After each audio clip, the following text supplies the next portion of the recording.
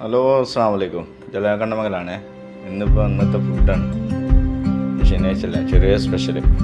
നമ്മൾ വലിയ ഒരു ആഡംബരമൊന്നും ഇല്ലാതെ ചെറിയ കപ്സ, ചിക്കനൊക്കെ എണ്ണം കുറച്ചിട്ട് ചെറിയ കപ്സ.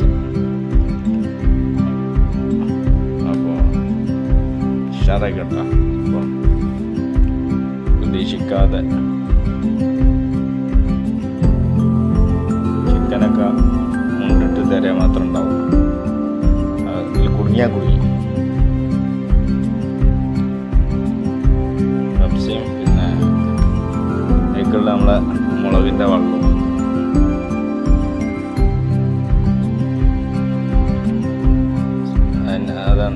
അതിനുള്ളൂ, വേറെ ചേറൊന്നുമില്ല.